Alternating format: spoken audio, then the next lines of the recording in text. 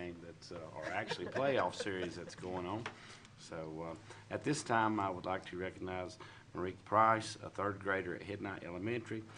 Marique is the son of Leanne and Ryan Price, and they'll lead us in our pledge. And did I pronounce your name right, buddy? I didn't. Come here. Help him out. Tell me how to, right here. Merrick. There we go. Let's give Merrick a hand before he starts.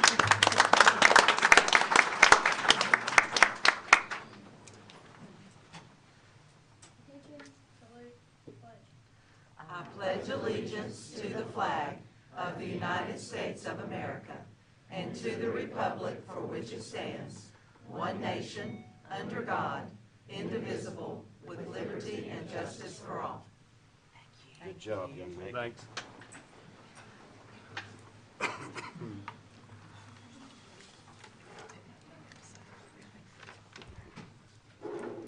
Okay, at this time, I would like approval of the agenda, but there'll be one change in the order of the business. Ms. Jones with Alexander Head Start, she will lead off. She needs to, she has another obligation that she needs to get to, so if the board would approve the agenda with that change, and we would have Ms. Jones come forward. Move to approve. Second. A motion is second, all in favor say aye. Aye. Ms. Jones, you have the floor. Welcome. Good evening, everyone. Good evening. Last week I provided some information to you. You should have that in your packet about 2 action items that I need to talk to you about tonight. I'm here to ask for your approval to use the cost of living adjustment of 2% to offset the additional cost of health insurance and retirement benefits for the 1920 year. You did approve the COLA at the January meeting, but my program specialist in Atlanta has asked that we have it listed in the minutes as a separate item. And so that's why I'm here again to ask you to approve it as a separate item. And that cost of living adjustment is in the amount of $21,727. That does leave a shortfall, and I do have my fiscal manager, Maria Hefner, here with me tonight. If you have any questions, she's here to assist me. But it does leave a shortfall of $4,984, and we have made some adjustments to our Head Start budget to compensate for that shortage, and we've taken money from computer hardware and supplies, and we do have enough in supplies to get us through the year. So that's the first action item that I'm asking for your approval. And that 2% COLA is federal dollars? It is. Okay. Yes. Okay. I'm sorry. I'll move to approve using those COLA dollars to offset that. I'll second. Have a motion second. All in favor of the motion say aye. Aye. Motion carries. Okay, the second item is concerning the duration grant that we received back in March. I talked to you earlier about the fact that we were given just a few minutes to make a decision about changes that we may need to make to the duration grant whenever we were told to go from adding, was it 43 children, Maria?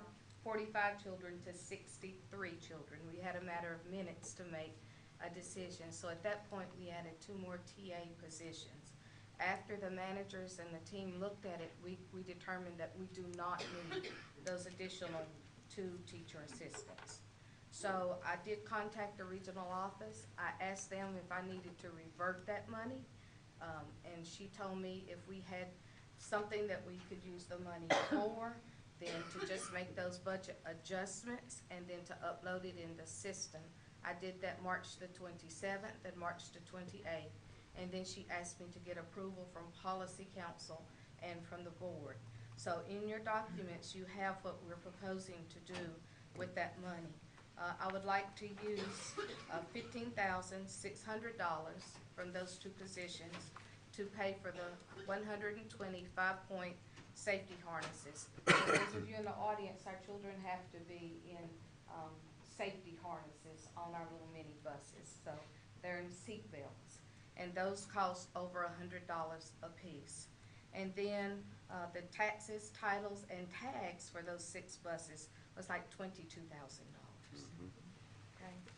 And then in 1920, I'm proposing to add, to make my education disabilities manager and health services managers 12 months. I've spoken to them, and they have agreed to go from 10-month to 12-month. It just helps with adding the additional children and the paperwork and everything that's associated with it. And that includes a 2% salary increase for all managers for the additional duties. So that's a second action item. Okay. Okay, you've heard the presentations from Ms. Jones. Could I get a motion regarding the action item 2? Move to approve. A motion, second? Second. Okay, any discussion? All in favor say aye. Aye. Motion carries. Thank you. Yes, ma'am. And thank Thank you, you. Mr. Cooksey, for your help and You're welcome. discussion as our liaison. I appreciate it. Thank you. Okay, item 3 will be our honors and recognition, and I'll recognize Dr. Jennifer Head.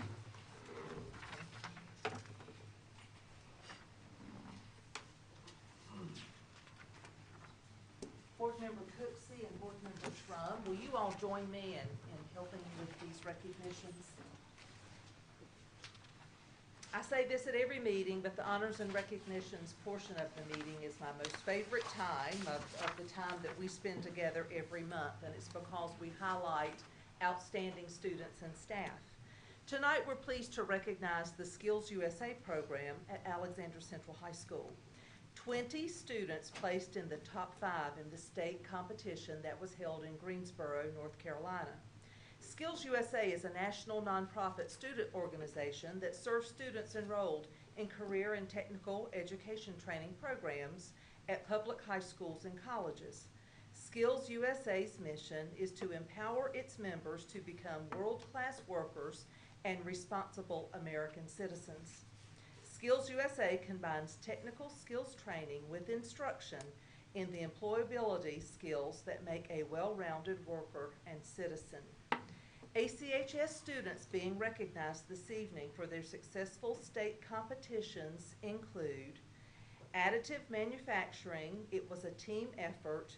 Please join me in congratulating Wesley Dunsford and Austin Sink, 3rd place in the state.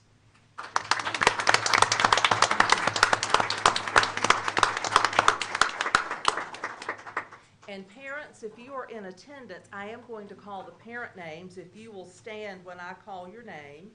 Wesley Dunsford is the son of Riley and Krista Dunford, and Austin Sink is the son of Paul and Jennifer Sink.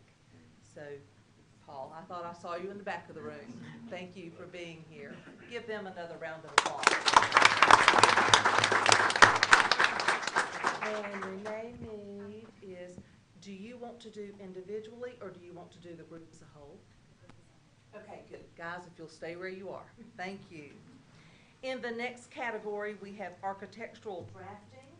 5th place winner was Drake Desiker. Round of applause.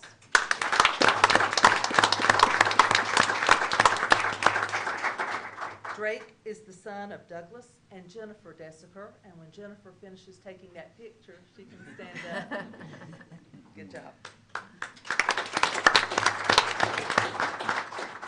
In carpentry, we had 2 place winners. In 4th place, Holden Ritchie, and in 2nd place, Jay Stein. A round of applause.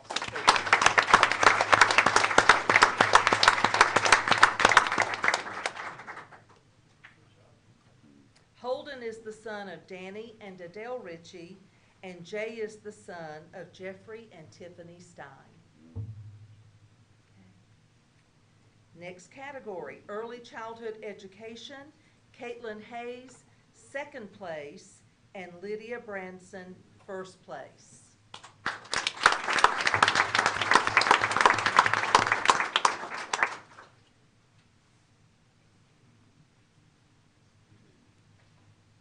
Lydia. Okay. Very good. And Lydia is the daughter of Tabitha Eggers. All right. Electrical construction wiring, Julian Alarano, 3rd place, and Isaiah Fleming, 2nd place.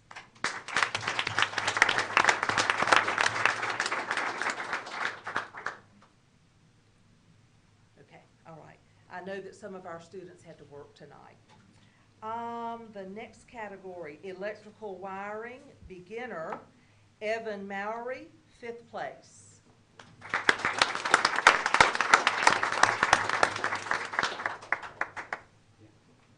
Evan is the son of Mark and Becca Mowry. And did I say that right, Evan? Yes. Thank you. Another round of applause. Entrepreneurship was a team effort.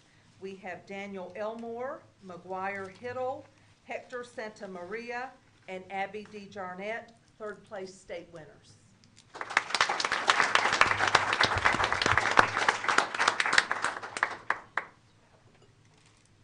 Abby, are you alone this evening? Okay. Well, thank you for being here. Abby is the daughter of Bill and Alicia DeJarnett. Then we have first aid and CPR, Garrison DeJarnett, 1st place state winner.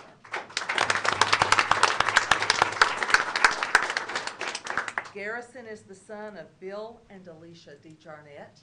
And I do believe we recognized you last year as a 1st place winner. Is that right? 3rd last year. Okay, he's moving right up. 1st in the state. And then the Health Knowledge Bowl team, again a team effort, Caroline Erkman, Joseph Smithy, Rebecca Van Story, and Jordan Mitchell, 1st place winners.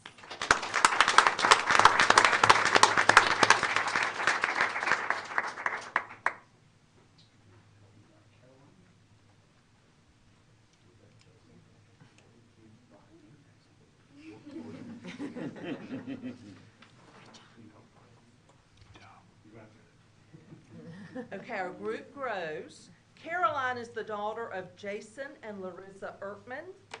Joseph is the son of Todd Smithy and Amy Sprinkle. Rebecca is the daughter of Alan and Tracy Van Story. And grandparents can stand too, Tommy.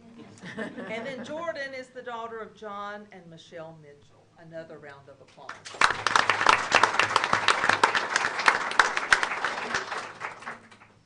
Industrial motor control, Justin Dinnick, 2nd place state winner.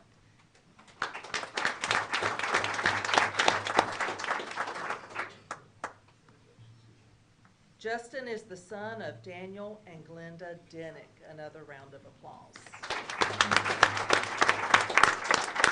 And last but not least, we have Nicholas Pennell, construction tool ID, 1st place state winner.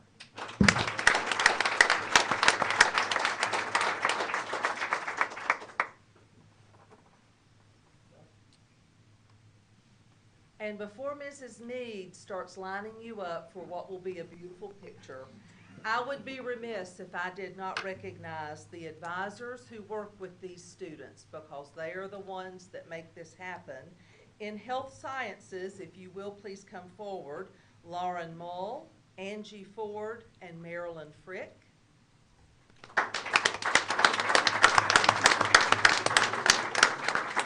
Family Consumer Sciences, Courtney Millsaps and Amber Huffman.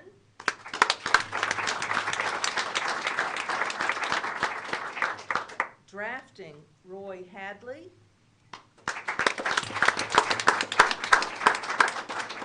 Carpentry, Josh Bowles. And electrical,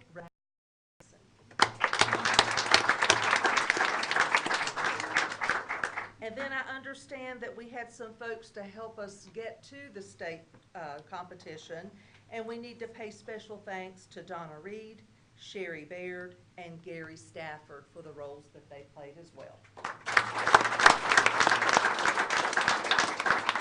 Woo, woo, what a great looking group. Okay, good luck, Mrs. Meade. Best wishes.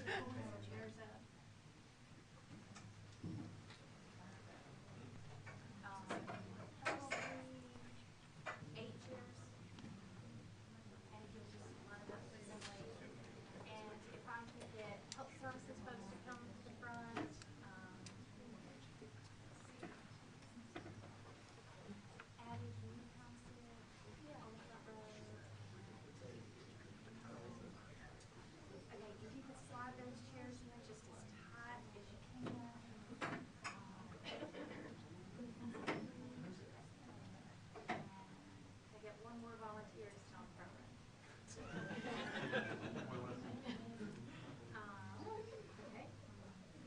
I'll see if I can get everybody else in. Adults, Advisors and 2 board members, if you'll take instruction from Renee.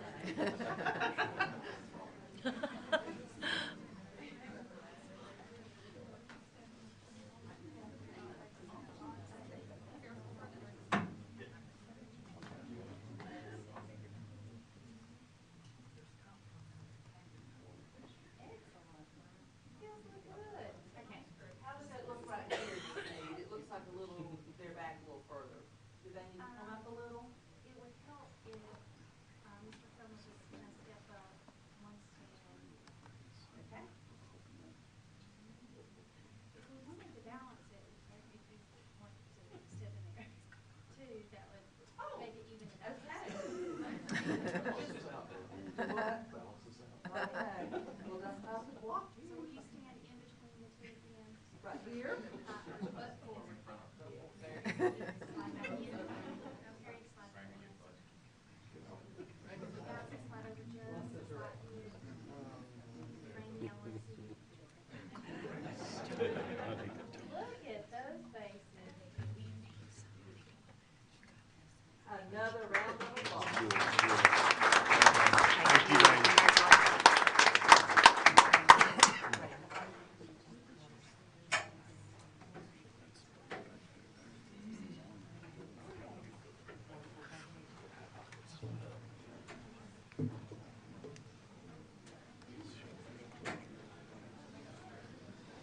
Board Member Brixey, will you help me with the next presentation?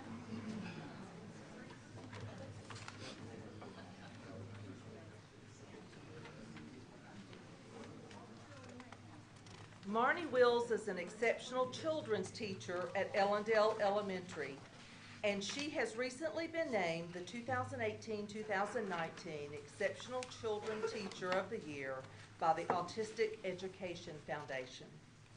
Mrs. Wills has taught in Alexander County Schools since 2003, where she began teaching as a separate setting teacher at Bethlehem Elementary School. Mrs. Wills transitioned to Ellendale Elementary this year in one of the 2 classrooms dedicated to serving students in Alexander County with autism. Mrs. Wills is nationally board certified as an exceptional needs specialist for early childhood through young adulthood.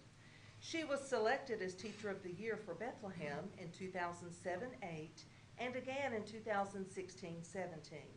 She also serves on the Alexander County Autism Team. Mrs. Wills' nomination stated, Mrs. Wills' greatest strength in the classroom is her talent for differentiating instruction to meet the individual student needs. She is knowledgeable and is a master teacher for students with special needs. Teachers were nominated from Alexander, Caldwell, Catawba, Hickory City, and Newton Conover school districts. Each school system can nominate 3 teachers and 2 assistants for the honor of EC Teacher of the Year and EC Assistant of the Year. But I have to agree, they picked the very best out of all of those systems. I worked with Marnie for many years at Bethlehem, and how many times did I walk into your classroom and say, Marnie Wills, there is a special place in heaven for you. And I believe that. She is a very special teacher with a very special population, and I just want to say we're so proud of you. A job very well done. Come forward, Marnie Wills.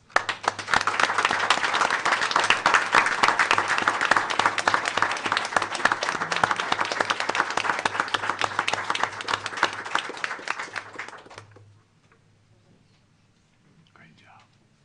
Okay, she'll want you in front of that. Marnie, you'll get in the middle.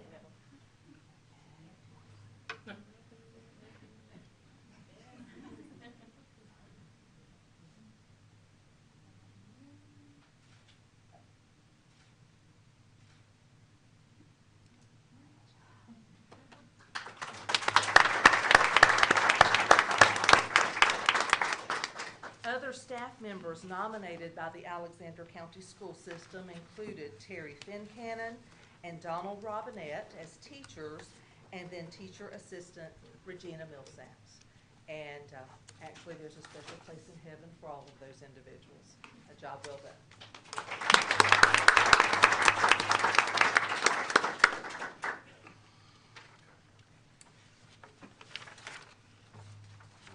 At this time, I know our young high school students have very busy schedules, and you're more than welcome to stay through the entirety of the meeting, but if you want to slip out, now's a wonderful time. But I hope you have a good evening. Great job. Thank you. Thanks, guys. Thank you.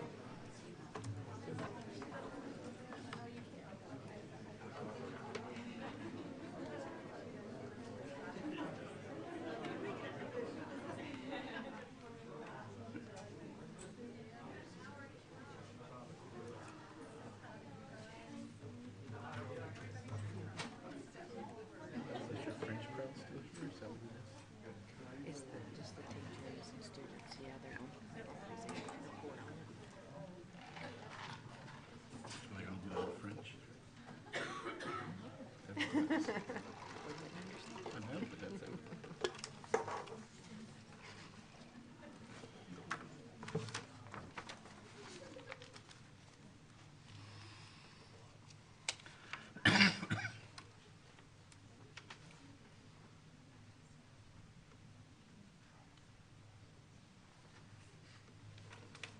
Officer Knight, if you would check the public comment sign-up sheet, please.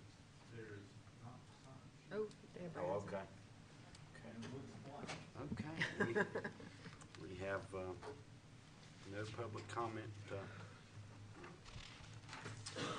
applications for tonight, so we will move on to consent agenda you have before you. Could I get a motion regarding the consent agenda? Motion to approve as presented. Second. Okay, any discussion? All in favor of the consent agenda, say aye. Aye. Okay. At this time, we will recognize Mr. Charles Draper, Principal, Head Knight Elementary School update.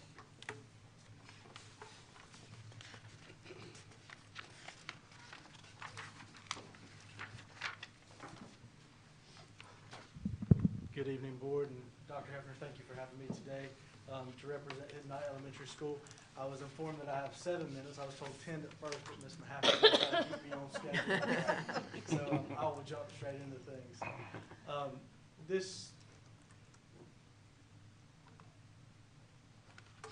That doesn't count against you. You take your time. You're fine, Yeah. you're fine. Does this work? Yeah, there's on. It is on. Yep. Technology is still up sometimes, right? Yeah. If you just want to click do it. Okay. There we go. No.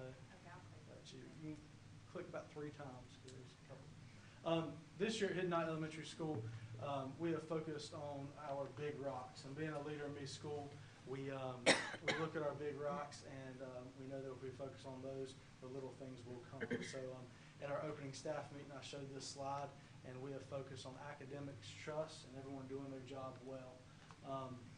At Head Knight, we were labeled a low-performing school. We haven't focused on that this year, but we have focused on the academic piece, and I'll talk through that through the next couple of slides. Trust, on any team or organization, you have to trust one another. So we've been building trust with our staff, with our students, with our community, and we continue to do that throughout this year. And then everybody doing their job well. Our school doesn't run efficiently or effectively unless everybody does their job, from administration to teachers to cafeteria staff, bus drivers. So these have been the 3 things that we have come back to constantly throughout the year as things have come up, or as we wanted to add new initiatives. Do they align with our big rocks? We also have our wildly important goals that we focused on this year, and so we look at these. So we have our reading and math goals for kinder through 2nd grade, reading 70% proficiency in math, 80% proficiency in grades 3 through 5, reading 55%, and math 65% proficiency. And then also our attendance goal of an average daily attendance of 95% proficient. And we are excited to get our end of the year scores, to be able to look at these and see how we've met these goals, and we're definitely making strides to meet these goals. So items of focus, how are we going to meet those wildly important goals? These are some things that we've focused on. The first one is our schedule. I met with every staff member in the building over the summer whenever I was appointed principal at Hiddenite, and the constant theme that continued to come up was protect our instruction time, protect our instruction time. So we have worked very hard to do that this year. You're fine. Yeah. So we've worked very hard to do that this school year. We've provided 120-minute blocks for our language arts and math blocks, and within that time, there's been intervention and enrichment time and built into that. We have focused on our Learning Focus PD this year, which is a district initiative, but also at our school site, which we focus on standards-based lessons, which, standards-based lessons, so all of our lesson plans go back to the standards. Essential questions, which is a question on the board that drives that lesson. It can be for that day or over a couple of days, and then engagement through high-yield strategies. All of our kinder through third grade teachers have been trained in Orton-Gillingham instruction, which is a multi-sensory approach to phonics. And our students have received that instruction this year in kinder, first, second, and third grade, and we have seen the benefits of that. And it really allows students to meet their learning needs, whether it's through visual, auditory, kinesthetic, and the plate in the bottom right corner is one example of that. Students writing in sand trays to work on phonics. We provide additional reading supports in our upper grades with curriculum associates material, junior grade books, and added additional teacher assistant time for our upper grades so that they can have that time during the intervention blocks and to work on those small group instructions to remediate and enrich our students. This is our third year implementing Leader in Me. While that was not a big rock for us and our main focus this school year, we have continued to focus on the 7 habits and teach those to our students as well. So we've been doing a lot, and our staff has been very busy this year with each of those initiatives. Some highlights this year, we have had various family and community involvement activities, from reading nights, math nights. We had a variety show at the end of November, which is a fancy way to say a talent show. We had students come out and showcase their singing. We had card shows. We had students telling jokes. We had students on scooters jumping ramps, and it was a great night just to see our kids really showcase their talents. We had a bingo night, which has been a staple at Hiddenite Elementary School now for several years. A huge turnout. Bingo night's a lot of fun at Hiddenite, and we raised a lot of money for our school on that night. ESL Family Night, Leadership Day. We had about 80 community members come out for that, and we showcased what our students do during Genius Hour. And our students also had some leadership jobs on that day as well, and then our Science Night. Just last week, Camden Institute provided computers for 80 of our families, and I would like to thank Ms. Susan Gant. She provided that opportunity for our students, and so we picked 80 families that do not have computers in the household, and they actually got a desktop computer. They came in, and we worked with them. They had to set up the computer and then log on to it, and a lot of applications were already pre-downloaded on the computer, so if they didn't have internet at home, they had access to encyclopedia, Word docs, and all kinds of various apps. So that was really neat, and a really neat program, so we're thankful for that opportunity. This year, at this point in the school year, we have decreased office referrals by 50%. Currently, we have 92 this school year, and last year at this time we had 187. And there's a lot of reasons why that has happened, but I go back to the schedule being consistent. Students need a consistent schedule. Whenever you throw them off their routines, you see behaviors. But then the next bullet point, we also added a in-school suspension and behavior coordinator this year through our Title I funds. And Ms. Perkins serves in that position, and she has been a huge asset to check in with students throughout the school day and to mentor students as well. So we've added some supports through our Title I funds. This past year, we were a PBIS Green Ribbon School, and we plan to continue to apply for that PBIS recognition next year as well. A few other highlights: we added a TA position that allowed us to have an art class during our enhancement block, and that was provided through Title I funds as well. And it's you know, whenever we talk about the whole child, it is neat to go into this art class and see some of our students that aren't great with ABCs and 1, 2, 3s, but they're just thriving in this art class. We have had so many students talk about how they love in art class, and they're working a different part of their brain whenever they're going in there and they're drawing and writing and creating. But we did get to highlight 11 students. They were represented at the Hidden Eye Center Regional Artists Exhibit, and one of our students received first place and 5 others received honorable mentions. And I went to that and I was talking to one student. I said, did you ever think a drawing on a piece of paper that you colored and you formulated, you created, would be on a wall and people would be walking around in an art exhibit and you would win first place? Did you ever think that would be possible? And they got a big smile on their face and said, no way, never thought it would. So just a very neat experience for our students. We've added extended planning, several different supports for our MTSS process. Extended planning, we give our teachers 85 minutes a month where they come during extended planning. We have additional PD and planning time to dig into data. We have planning with a purpose every Tuesday where my instructional coach or administration goes in and meets with each grade level and talks about pacing or resources they might need in the classroom. And then every 2 weeks we have student discussions where we meet and talk about our Tier 2 and Tier 3 students that are struggling academically, behaviorally, or with attendance, and what interventions we're putting in place for those students. Are they working? If they're not, we reevaluate what interventions we're going to run on those students, and we just continue to have that discussion throughout the year. So those 3 things have definitely added value and supported our staff as well with the MTSS process. The last bullet point there, we did win the county canned food drive, which we're very excited about. And just to preface that, you know, it's not, the canned foods are great and, you know, they gave back to our community, but the excitement that we generated in our building, and it goes back to where if you have healthy competition, it drives success. And all year long with our students, we've been celebrating their diagnostic results, their assessments, and you see the pride in our students and you see the excitement. But with the canned food drive at the beginning of the school year, that just kind of set the stage for the excitement that's going on in our building right now. So that's all I have for you. I do have a short video that I'd like to show. This is a video that I showed at our leadership day, and our students were just sharing what they love about Hidden Eye. So.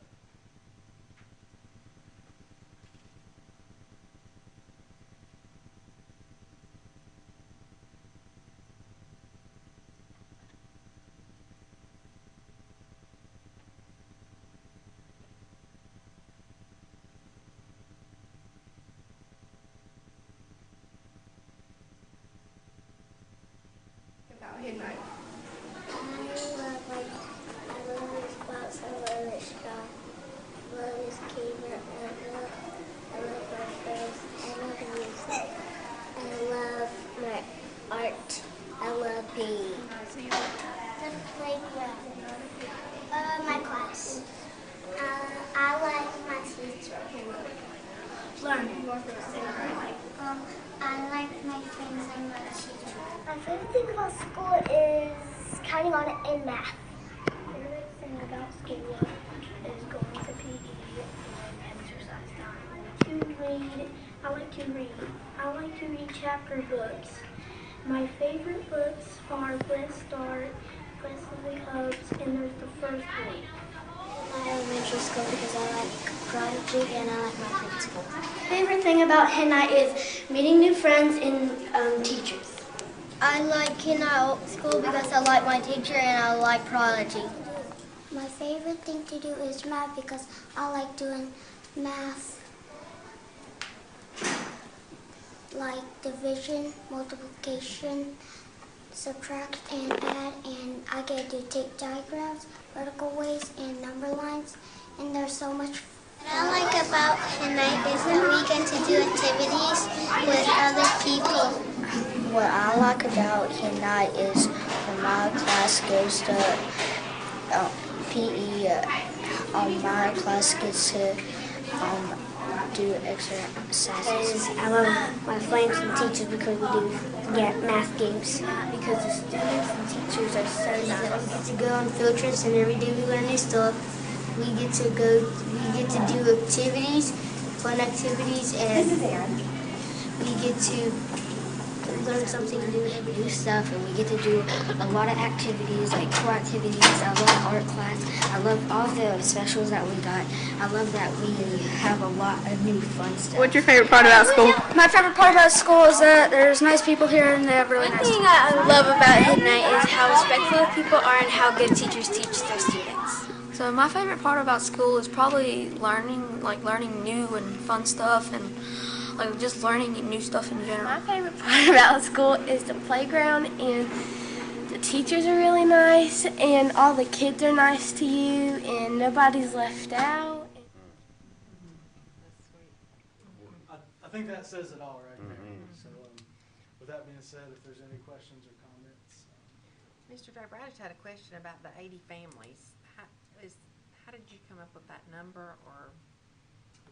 We talked with the teachers, and we actually polled our students. Okay. And then between my counselor and social worker and a number of other support staff members, we looked at a bunch of information that we had and tried to identify the families that needed those things. That's just amazing to me that. And just the able to do that. look on the families, the kids' faces when they came in and the computer lit up and they knew it was going to go home and that it was going to be theirs. I mean, Right.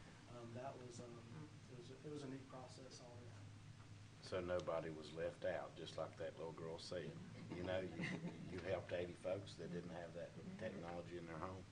And Chairman Odom, I went to the Leadership Day, and it was so nice. I know Ms. Hope does a leader in me too, which I wasn't, I'm not familiar with it.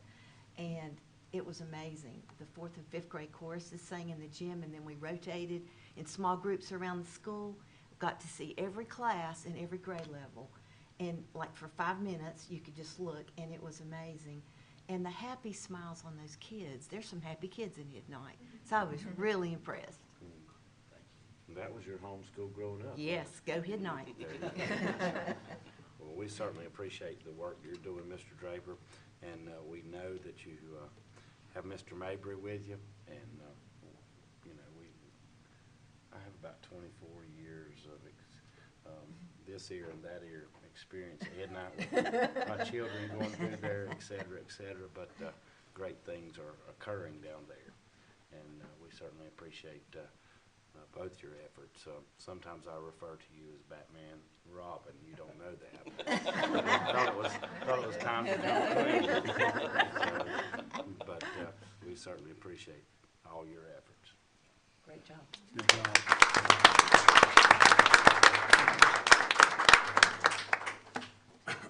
At this time, I will recognize School Board Member Bridget Ryan to introduce and expound on the French exchange program, so I will not mispronounce another name tonight.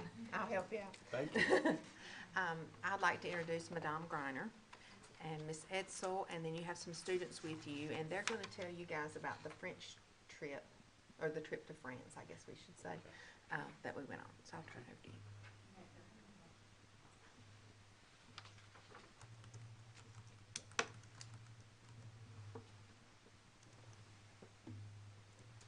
Good evening and bonsoir.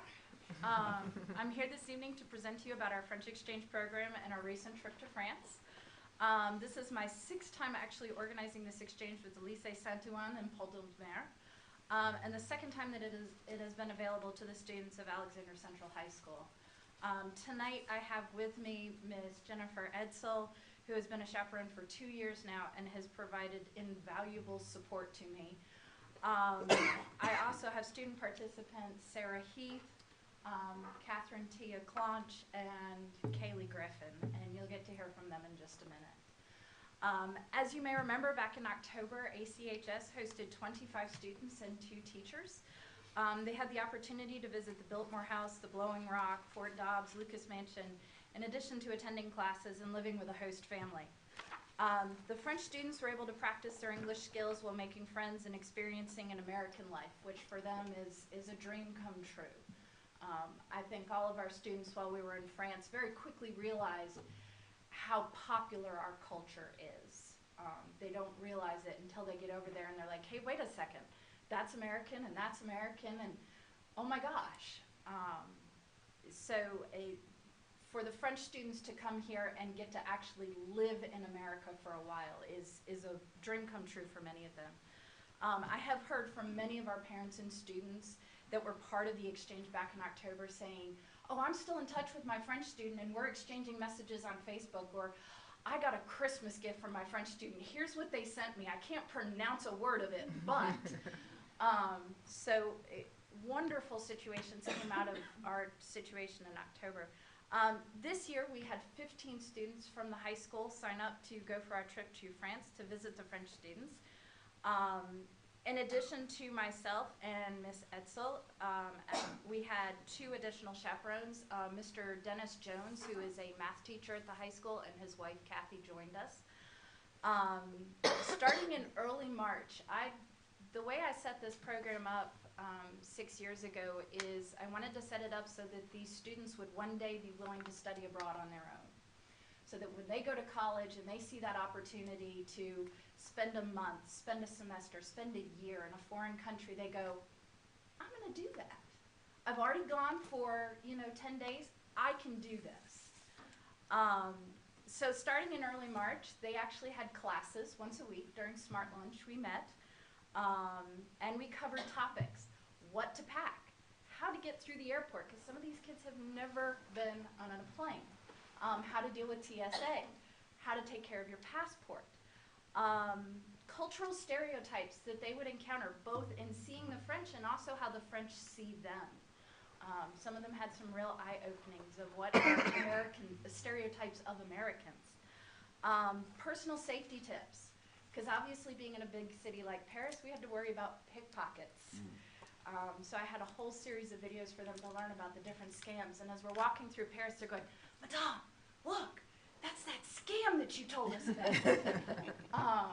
It was wonderful to know that they had actually paid attention during those classes. We also learned how to read a metro map. Because if you don't know how to read a metro map, you're not going anywhere in Paris. And when we got to Paris, they can all tell you at some point I handed them the metro map and said, we're here, we need to go here, how do we get there? Now you have to tell the whole group how we're going. And so they had to go around to all of their classmates and say, we're getting on this metro, we're getting off at this, we're going to do this, we're going to do this. And then they had to make sure the group stayed together while we were going through the metro. I like them to be as responsible for this trip as much as I am. We went over an overview of the sites that we would visit, and we also discussed how do you live with a host family.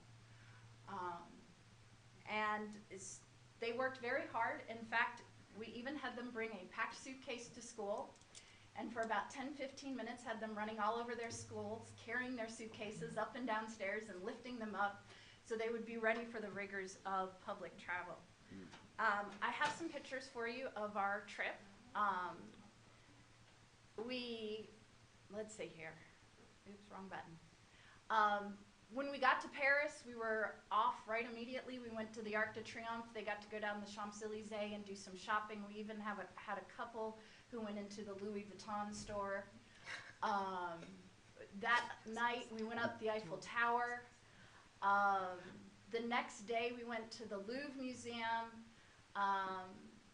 The top right picture there, they still have some of the foundations from the original Louvre when it was originally built. And that is one of the areas of the Louvre where the students where you're actually able to touch and you can feel the walls that have been there for, gosh, I think she said, 1200 is when it was originally built. The bottom 2 pictures underneath that, obviously the most important painting to get your picture of is the Mona Lisa. It's that itty-bitty painting there. And I do have a picture of some of our students that braved the crowds to try to get their one shot of the Mona Lisa. Normally that room is actually filled with larger other paintings. Unfortunately, they're redoing that room, so the only painting in that huge room was the Mona Lisa at that time. We did go by Notre Dame Cathedral, as you may know. A couple days before we left, there was the fire at the cathedral.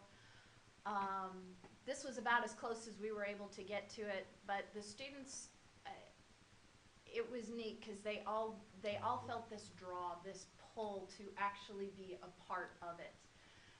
They kept saying, "How close can we get, Madame? Let's get as close as we possibly can." And we stopped at an area on the side just above here, and somebody goes, "Hey, wait a second, there's a lower area. How do we get down to that lower area?" And you can't tell, but those are actually our students sitting there on the riverbank looking across at the cathedral. I am keeping up tabs with what's going on in France. They are working desperately to decide how they're going to rebuild it and make sure that the structure one day is able to be visited again. The next day, we went up to Montmartre. We went to the Artist Square. They got to see some local artists practicing their craft. And then we went to a crêperie together and shared a meal. They got to try all sorts of crepes, both meal crepes and dessert crepes. And then we were on a train to Normandy. For some of them, this was their first opportunity to ride a train. So we rode a train up to Normandy. Their host families took them, and for 2 days they were with their host families. And hopefully these girls will share just a little bit about what they did with their host families. I can say that for the chaperones, we stayed together. We had a wonderful meal on Easter Sunday, and then we went to the city of Honfleur, and the next day we went to the city of Rouen. And actually, here's a picture from the city of Rouen. This is a church that was built at the site that Joan of Arc was burned at the stake, built in her memory. So we had a really good time.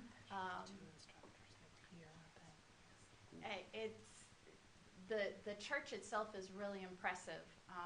A lot of beautiful stained glass light in it. And I loved that sculpture there of Joan. Rouen, the people of France weren't the ones who actually executed Joan of Arc. It was the English. And so the city of Rouen, the people of Rouen, to this day still hold her very high in regard. There is nothing left of her because when she was burned, they took all of her ashes and scattered them in the river that goes through Rouen, so there would be nothing left for the Christians to hold on to, for the French to hold on to. And so all they have is the place to say this is where Joan was burned. And I think they built a very fitting tribute to her. The next day we were off to field trips with the students. We went to a fromagerie in Livarot. The students got to try 4 different types of Normandy cheese. Some more liked than others. They also got to see how the cheese was made. Then we went over to the city of Lisieux and had a picnic outside of the Basilique, Thérèse. And students got to go in and do a tour. And this day, as we were doing through this tour, the students that came here, a lot of them were on this tour with us, so that was kind of fun. Then it was off to a distillery at the Château de Breuil, and the students learned how they make the different apple ciders and calvados that the Normandy region is very well known for. And then just so the students could have a tasting, they worked with a local company that made apple juice and let them all taste some native apple juice to Normandy. One of the pictures, the middle picture there, I'll tell you, the kids had a blast with this. It was a chair that you could sit on and it would tell you what your weight was in apples. And they kept competing with each other as to who weighed the most apples, and then, okay, how many people can we fit on the chair and try to see how many apples we can get? And it was pretty accurate because Miss Edsel sat on it once, and then she went and got an actual apple and sat on it, and it only increased her weight by 1 apple. So yeah, we were impressed with that. Skip a day. The next day we went to, or the next day was a Wednesday, and they were in classes with their host student. Wednesdays are a half day, so they only had half day of classes. The reason why they do half days on Wednesdays is the other half of the day in France, that's when they get in their extracurriculars. You're going to go to your community centers and get your music classes, or you're going to participate in a sports team, or your art lessons, or those kind of things on Wednesday afternoons. So that Thursday we went to the D-Day beaches. We went to Gold Beach and saw some remains of German artillery. And then we went over to the American Cemetery, where over 9,000 American soldiers have been buried, including the bottom right picture. There is a huge wall in the back where they have all of the missing and unknown soldiers that they don't know what happened to them. And the neat thing is the tour guide that we had told us next to some of those names there is a very small star. That means the remains were found afterwards, and the family chose to have that person repatriated to the United States. And the students, they told me afterwards, they said, we wish we could have spent more time in the cemetery. They were very moved by this day. The top right picture is actually Utah Beach. We got out very quickly to see the memorial that's there and took a picture. That afternoon, we spent time at a museum called the Memorial de Caen. It is a museum dedicated to peace. It starts out in World War I and talks about how the peace process fell apart, takes you through World War II, all with the idea of what does it take for us to attain peace. And it's a very, very powerful museum. I've never had any students say, I can't believe we went there. They're always like, oh, Madame, did you see this picture? Did you see this story? Did you hear this video that we watched? It's a very powerful day for the students. And then my last picture for you, this was the last day. The students spent all day in class. In the afternoon, after classes were out, some of them got to go down to the city. I saw them in cafes and so forth. And then we had a potluck dinner with the family. We got a group photo, and then we're on a bus back to Paris for our early morning flight the next morning. So I will now pass it off to the students, give them an opportunity to share with you about their personal experiences. Hi, I'm Tia, or Catherine. I'm a junior at the high school, and this was a stretch for me because I've never been on a plane before, never been on a train before. The farthest out of North Carolina I've been is West Virginia. I actually also paid for the entire trip by myself with the money that I worked at McDonald's to earn. I spent, like she said, the 2 days in Paris, and it was such a great experience to be in a different culture and with an entirely different language, different people. It was just so overwhelming at first, but it was such a lovely time that whenever we went to the D-Day Museum, I actually completely forgot we were in a different country because it was just, I was used to it by then. Whenever Madame actually said pardon to somebody, which is the way to get somebody to like move out of the way very nicely, I then realized, oh yeah, we're in France. The first 2 days that we spent with the host family, we actually went on a bike ride through the woods. The family that I stayed with was actually the family that I hosted whenever she was over here. So I got more time to bond. Also, me and Kaylee being best friends, and her best friend hosted Kaylee, we got to spend time together as well.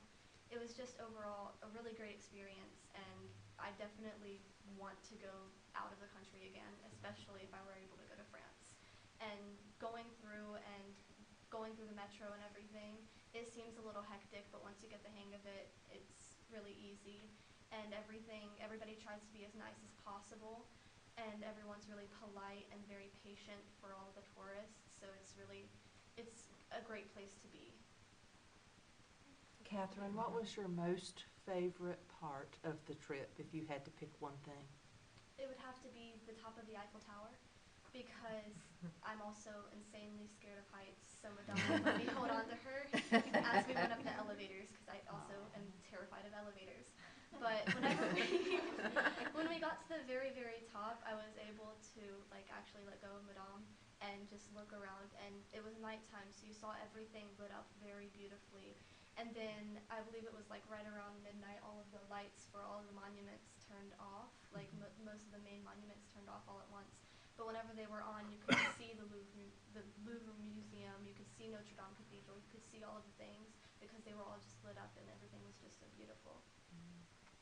How did you feel about being on an airplane that long? Well, Okay, so like I said, I'm entirely afraid of heights. So I was super scared about being on the airplane. But after the first airplane took off, we were in the air for an hour. Well, not even an hour, but it made me feel really comfortable, and I couldn't wait for the next flight. It was really hard to sleep on the plane because I'm used to a bed. I've never been on a plane. I've never had to sleep on a plane, but it wasn't that bad. We could watch movies and everything. Good presentation. Good job. Thank you.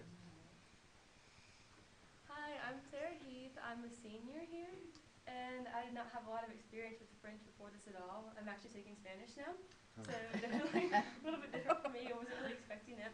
But this fall I hosted Matthew, and he was really great. He's really hilarious and really sweet and nice, and I really enjoyed it.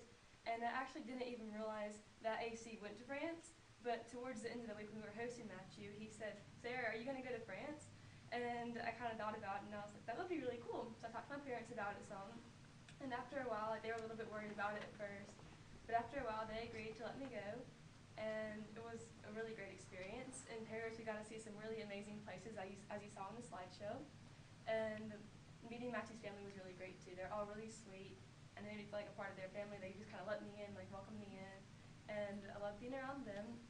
My favorite place we went to was Notre, and it's a beach, but it has cliffs like around the beach line, and there's arches in the rocks, and it's just a really beautiful, amazing place. I also really enjoyed getting to go to the D-Day Memorial Museum. My great-uncle, or great-great-uncle, was actually in D-Day, and he fought in the first wave, and he died there, but it was really cool to be able to see that and kind of think about, like, he was fighting here, and I got to go there too and see the same place. But it was a really amazing experience, and being able to see other part of the culture and other part of the world was really great. And I think being able to go as an exchange student and being able to actually be part of their family and live in their house is just a totally different experience than just traveling by yourself. But yeah, it was really great, and I definitely hope I can go back and continue to travel a lot. So. Sarah, what's your favorite part of the French culture? Everybody there seems really nice. Like all the kids, like they're all so welcoming and nice. All the students, they all seem like they get along very well. It's not, at least I didn't see a lot of drama or anything. Everybody's just so nice there, and I really like that. And they're all really happy to meet us and want to know us better. So. Good job. Hi, my name's Kaylee. I'm in 10th grade, and I'm a level 2 French student. I didn't get to host anyone, but I did have a student follow me around, and we became best friends while she was here. We had an incident where she had to go with another student for maybe a day, and she was crying. Like we had such a strong bond over so little days. I decided to go on this trip because I've always wanted to travel. It's been a dream of mine. I don't have a lot of money, so it's kind of hard to experience that. Also, I'm super into art and fashion and stuff like that, so this was a perfect opportunity. You know, every little girl dreams about seeing the City of Love, so when I saw this, I immediately asked my mom. So staying with the host family, that was a really, really good experience. I was nervous about it at first, but we instantly, as soon as I walked in the door, her mom gave me a huge kiss on the cheek. She was so nice and so friendly. Me, her, my student, and her sister, we sat on the couch watching cartoons all day. So it wasn't much different than from being at home. One thing that this trip has helped me with is opening up and being less shy. It was extra hard trying to talk to people with the language barrier, but surprisingly, I opened up to a lot of people and I made a lot of friends while I was there, a lot of connections, and especially with my host family, they invited me back anytime that I wanted to go back. If I needed anything, they said just to email them, and I do still keep in touch with them. So. Kaylee, tell the board something that you noticed that was very similar in France to the way life is here, and then something that was extremely different. Something similar, Their day-to-day is pretty much the same. You know, they watch TV just like we do. They have, you know, meals together and everything. One thing that was different, probably, they seem nicer than a lot of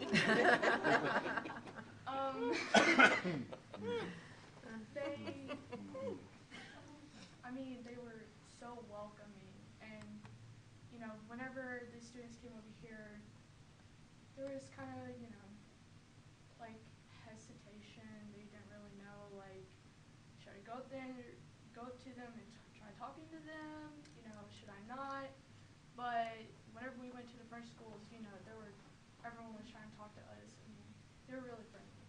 Good. How's the food at your host families? They had a vegan daughter, so they only fixed vegan meals. I'm not vegan, so it's definitely different.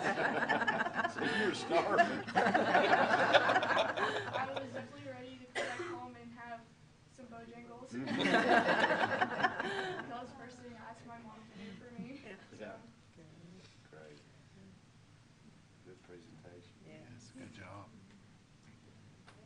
And Ms. Edsel would like to share a few things with you. So I have gotten to share in this experience with Nancy for a little while now, and we went last year, and I was able to host 2 teenage French girls for the exchange when they came here, which was just loads of fun. I really didn't know what to expect, and we had many hilarious moments. I was surprised at how much they like peanut butter. I had a humongous container of peanut butter, and the first day I said, what would you guys like for lunch? Do you want to eat school lunch or do you want to pack lunch? And they said, oh, we don't know. So I said, well, how's a peanut butter jelly sandwich for tomorrow? And then the next day I'll fix you guys a little something fancier for lunch. Well, they ate their peanut butter jelly sandwich that day, and that evening they said, Jenny, we love peanut butter. And I was like, oh, this is great. And I said, I'm glad you guys love peanut butter. And every day I tried to fix them something different for lunch. I said, what about, you know, wraps or turkey and cheese or pizza? No, peanut butter and jelly. And so we went through a humongous container of peanut butter. And it's just a really amazing experience, and I just have to give some praise to Nancy because she spends so much time organizing and making contacts in France as well as with the travel agency to get everything lined up. It's a lot of planning, and she communicates so much with the students to see, well, what do you guys want to do? Because she said many times, this is their trip, and it truly is a trip of a lifetime. Some of the highlights for me personally was one student who said, I got to swim in the English Channel yesterday. And I said, you got to swim in the English Channel? And he said, yeah, I'd never seen the ocean before. He had never been to the beach before, but he was swimming in the English Channel. We also were able to sit in on their classes at their school and see how life is at a French school. And I was about to sit in on this math class, fully knowing I was going to understand nothing. And, you know, the class gets started, and the French professor hands out the sheets to our students as well. And it blew my mind, because our students are sitting there, and they're like, math, this is great, we can do this. And then it was all word problems in French. But they sat there, and they translated the word problems into English, and I was shocked and amazed. And I said, what does this say? Wait, how do you do this math problem? And they did the math problems that were written in French. So this program is effective in so many different areas. The students are not only getting this phenomenal experience of travel and of education, but it's broadening their horizons and making them better people. And like many of these girls said, they had a fear that they overcame through the trip, and something that they're developing on as an individual. So I want to give a round of applause to Nancy for planning all of this.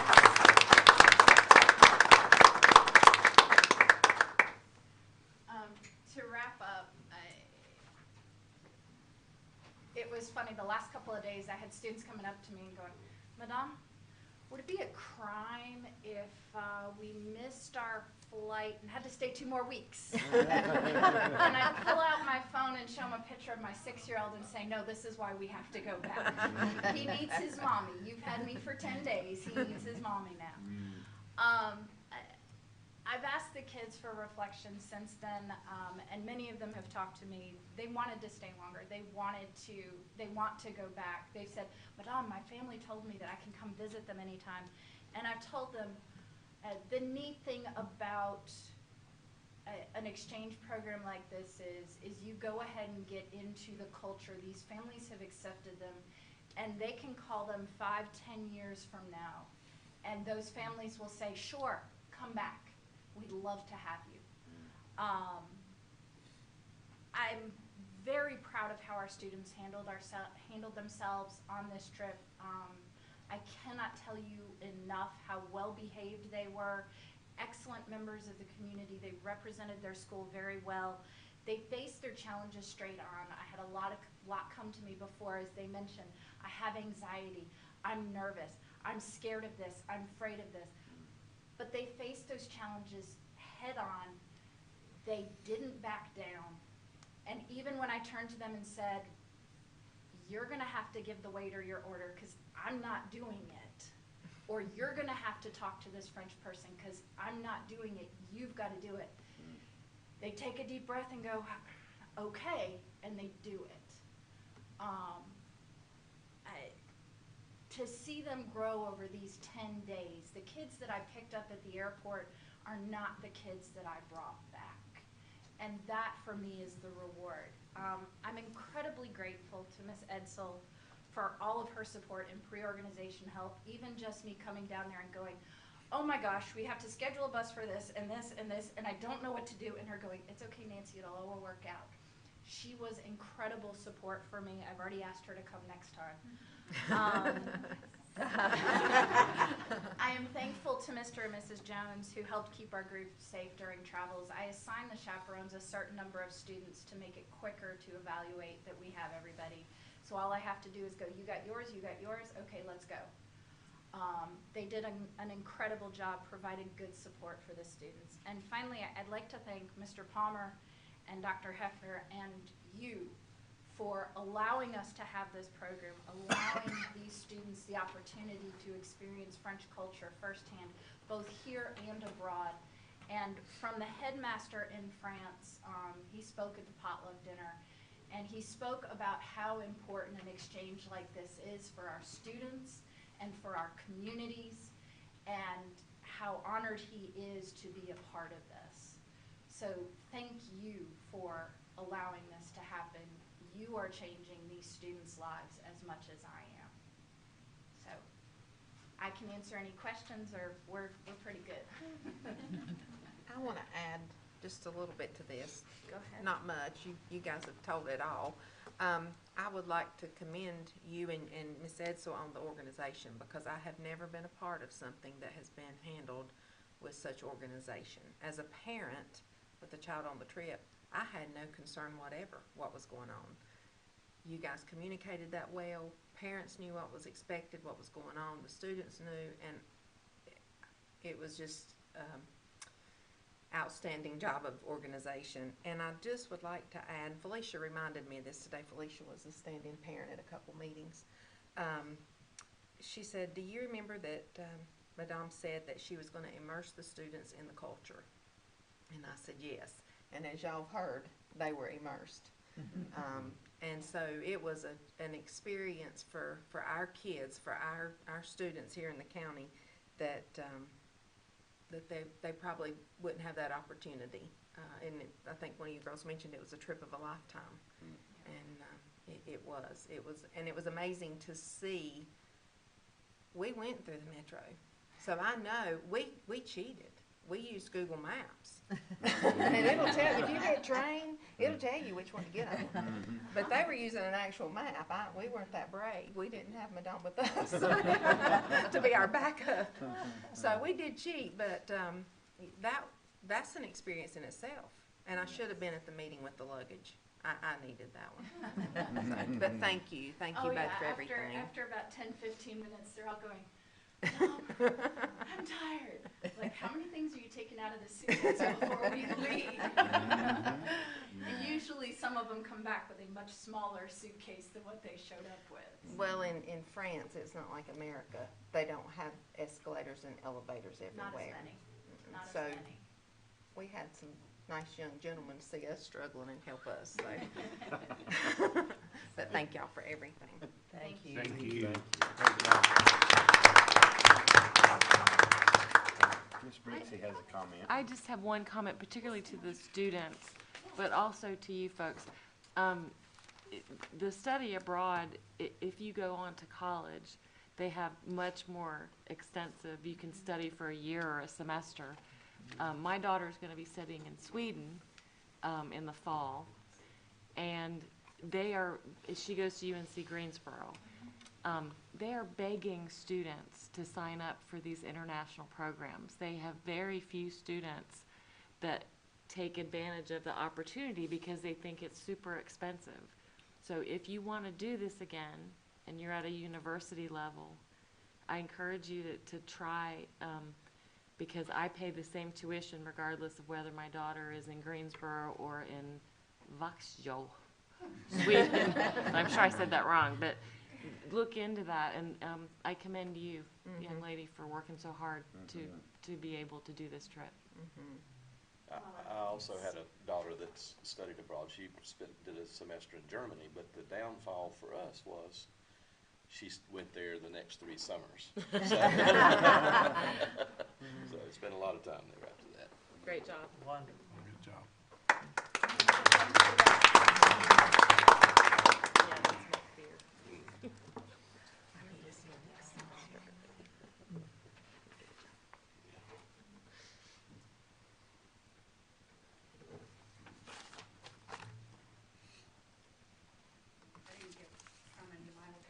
Yes. We welcome Dr. Betsy Curry. Thank you. Thank you. I'll tell you, today has been, these last few weeks have been those weeks of that just intensity at the end of the year. And you come here and you hear stuff like we've heard tonight from Mr. Draper, and you appreciate how far they've come in 1 year.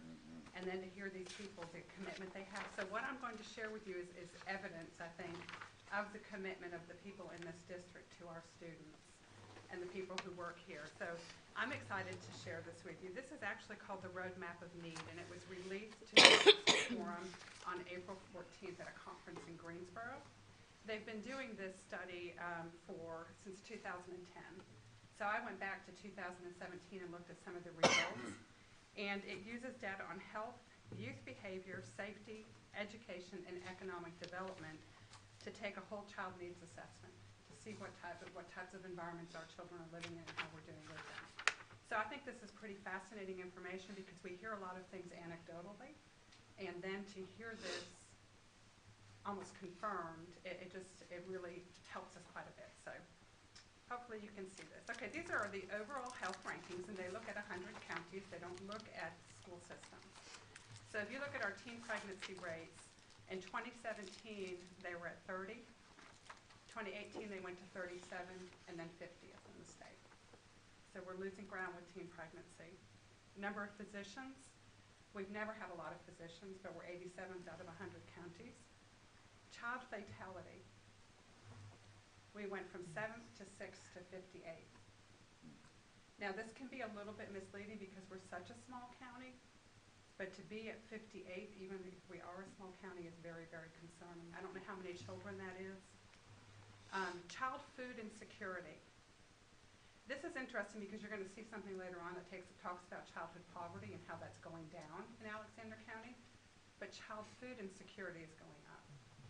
So we were 41st for childhood food insecurity, 45th in 2018, and now we're at 48th. Childhood obesity, which is another sign of poverty because parents are quite often feeding children fast food, and that contributes to that. So childhood obesity has gone in 3 years from 18th to 75th in the county. In And the to me, state. that's stunning. I'm sorry, that's stunning. So overall, our rankings for health out of 100 counties is we're 78th in the area of health. And just look what's happened in 3 years' time. So this talks about the rates per, if you look at each one of these again, we look at the state of North Carolina because in addition to looking where we were 3 years ago, we like to see where we are in comparison to the state. So teen pregnancy, our rates per 10,000 is 34.2 and the state is on average 30.5. Number of physicians, well, we know that. We have 4.16 physicians for every 10,000 people, but I'm not sure, how many people are in the county? 37,000. 37,000. So that's about right, isn't it? Child fatality rate, 6.49 per 10,000. Child food insecurity, 22.3, and the state is 20.9. Child obesity percentage, 18.5 compared to the state at 16.10. It's hard to believe when you hear things like what Mr. Draper is sharing with us and you hear these presentations from these children and you see these kids all lined up here, that this is going on. Youth behavior rankings. Juvenile delinquency, we've gone from 65 to 88 out of 100 counties. Short-term suspensions, 16 to 27. We're still in the top, almost top quartile for being strong and not suspending our children despite the rise in child or juvenile delinquency. Juvenile detention admissions, we've gone from 22 to 45th. Children in DSS custody, we've gone from 76 to 74th. Child abuse and neglect has gone from 93 to 76 to 65. And overall rankings for youth behavior has gone from 59 to 73. And again, this is the juvenile delinquency where we compare to the state. You can see that we're at 30.85 per 1,000 and the state's at 19.58. Short-term suspensions were very low compared to the state. That's good news. That means our staff, I think, is doing a better job at keeping kids in school. Juvenile detention admission, lower than the state average. Children in DSS custody, almost double. Child abuse and neglect, higher than the state average. So education rankings out of 100 counties, I think this is also very interesting, and this is what I'm talking about when I say that, you know, and I'll talk a little bit more about this. We do amazingly well in our school system when we look at what we have going on, and that's because you have teachers like Madame and teachers who go above and beyond constantly to meet the needs of kids, and I think sometimes it's really easy to lose sight of that. But our graduation rate in the last 3 years has declined. We're 57th out of 100. And I think that's on the cusp of turning around. All indications are that it is on the cusp of turning to the positive. Third grade reading, however, 29th, and then we had a big jump last year, 19th. So I know that you've heard in conversations that I've always been really concerned about our ELA scores and our literacy, but we're 19th in the state out of 100 counties. And so I think part of it is the way that they measure ELA proficiency. It's lower than math, but you have to get like 80% of that test right in order to pass. And math, you only have to get like 55% right in order to pass. So it's misleading the way that we look at data. Math 1, at one point we were 7th, went to 14th and to 44. Again, preliminary scores are looking really positive. We're going to bring that back down. ACT, very proud of this. We were at 20th, which is still really good, and now we're 12th in the state. Having met or exceeded growth, we're in the top third. We're close to the top third.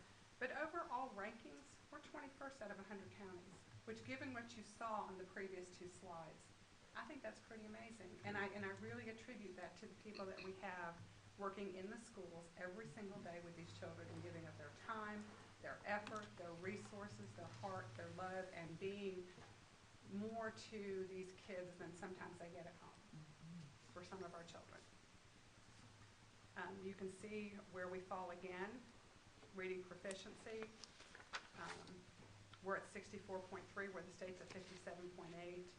Graduation rate, we're not that far off from the state. Math 1 proficiency, we're not that far from the state. ACT composite, not that far from the state. and the percentage of AMO targets met. That used to be AMO, now it is the number of schools meeting or exceeding growth.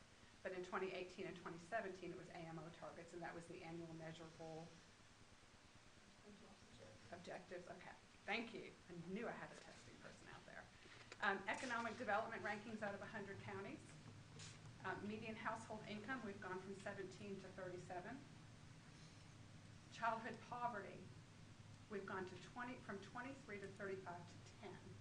So that's what's contradictory to me, is we have only 10, or we're 10th in childhood poverty, but I think what's happening is that parents are maybe not necessarily spending their money on their children. And I'm speaking very, very generally, but when you have a child poverty rank of 10, but you have more children in childhood obesity, more children who have food insecurities, and it just makes you wonder what causes that. But these numbers do correlate with our free and reduced lunch numbers because they have declined at all schools. A lot of what I get to see is that the kids are coming from either single family or parents, two parents, but they're working low income jobs, so the unemployment rate has dropped dramatically. And so they're coming up out of poverty, but the children aren't being pulled along because their income's not high enough for some of the other stuff. So the families, we get a lot of families that are really addicted to fast food, and it has to do with time issues and the work thing. So they're stopping, and literally you can look at their stuff and see that they're going to breakfast, lunch, and dinner, at least breakfast and dinner fast food. And that usually is the kid getting school lunch in the middle of the day. But we get their bank records. I can't tell you much, but it's amazing how much more this is prevalent now. That's feeding into obesity and the other problems. But it's an interesting phenomenon. It is, and I do know of a family that the minute they both were working, even though it was minimal income jobs, they no longer qualified for any kind of support or services. So they were actually living in a worse situation than when one of them wasn't working and they were able to collect benefits.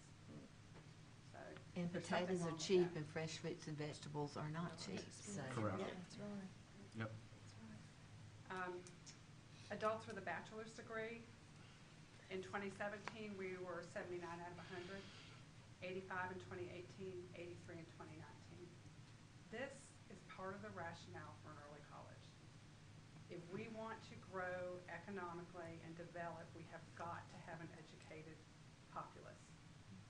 And when you start with that associate's degree, it leads to a bachelor's degree. I was a first-generation college student, and I have my doctorate, but it took me many years to get that first degree, much longer than it should have. Single-parent households, not a lot of change there, a bit of a decline, which is promising. And overall rankings for economic development, we're 34th out of 100 counties. So we're making some progress there in some areas, and we're holding steady there. There's nothing to be ashamed of there. I just have to say that again, it stuns me. And this time of year, we all get probably a little bit more emotional and a little bit more engaged and a little bit more stressed, and everybody is doing so much more that it's really hard, it's really easy to get caught up in that constant cycle and to become frustrated and to focus on what's not happening because we so desperately want it to happen for our children. But having nights like tonight and days like today where I had an opportunity to have a really good conversation with the principal just really makes me just so grateful. Seeing Jenny Edsel, and I had a good conversation with Crystal today too, the leader in me school, and seeing Madame and these children talk. We do a lot with very little. Mm-hmm. And so I'm very, very proud to be here, and I thank you, and I thank Alexander County Schools. So, do you have any questions for me, any comments? Appreciate your work.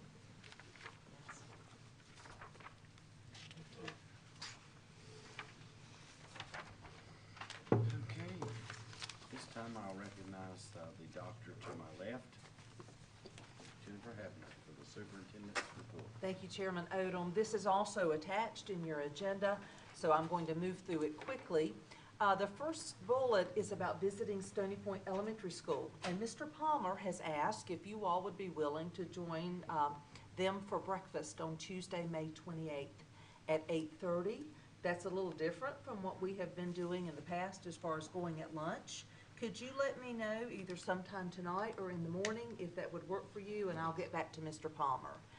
I have listed a variety of very important dates coming up, the first one of which will be Sunday, the 19th at 3 at the auditorium. We will be having the honor graduate ceremony, and then I've listed a variety of other things there that I feel like will be of interest to you. Today we watched the North Carolina School Board Association webinar. It was entitled School Violence Prevention, Establishing an Effective Student Threat Assessment Process. It was wonderful. I made lots of notes.